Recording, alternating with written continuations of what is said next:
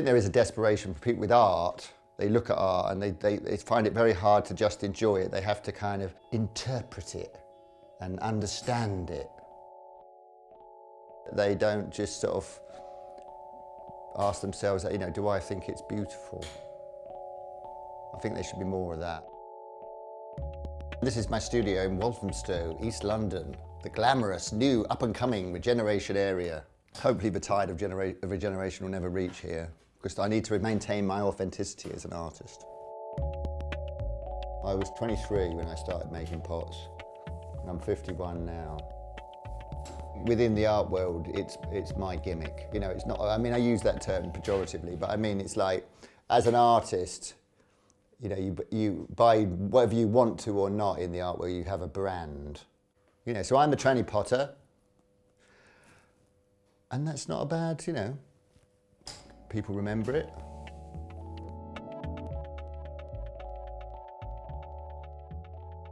Where I start? Well, where I start is, I mean, like, you know, I build a pot. I mean, if I'm making a pot, pots are only about half of my work now, probably less than half, but this is what I mainly do in this studio.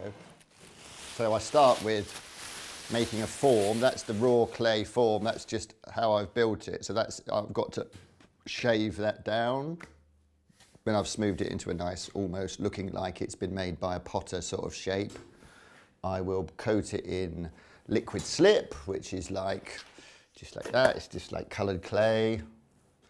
And I paint that on, and then I will get a little knife like this, and I will carve lines in it or something, or inlay it, or I might put little moulds on. You know, there's a little mould, like sprig mould. Put a little mould on, so I make little medallions on things, make that.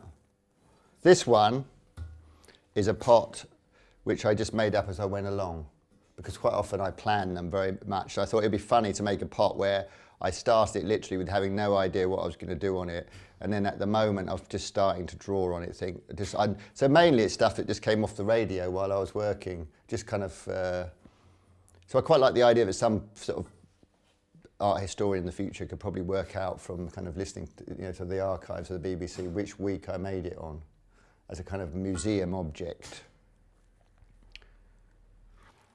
This is not fired yet. This is just being scraped. So I'm scraped. So down the bottom here, you can see it's not been scraped. So this is where I've drawn into the clay and then filled in the grooves with a different colour, and then I'll scrape it back so that really it's almost like a sort of marquetry or something really in the surface. This one is about well, it's meant to explain what the whole of my next exhibition is about. But it won't, of course, you know, because I'm a poetic artist. I'm not I'm not, hopefully not just illustrating my ideas.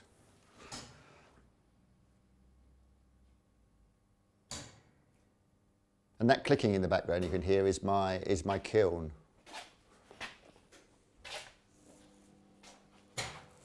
This up here is my kiln goddess, who is really inefficient as a talisman, because quite often things go wrong in the kiln and I get really upset because that means weeks of work have gone down the pan.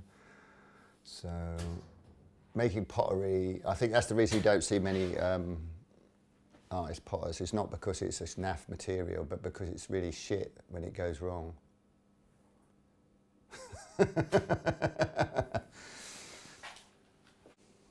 Opening the kiln is, I always think of it as an exercise in controlled disappointment. See, you have to imagine how it's going to look. And in my imagination, it's always absolutely bloody gorgeous, even better than the best pot I've ever made. But of course, when I open the kiln, it'll be like the 7th best pot I've ever made, or the 12th best pot I've ever made. And that is kind of disappointing, you know, but I'll come round to it. And I might even like it a lot after a few years.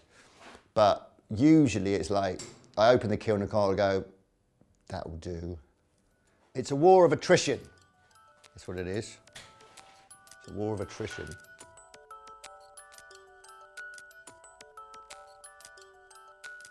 You know, I still believe that if you're going to get on in the art world, you've just got to put the hours in.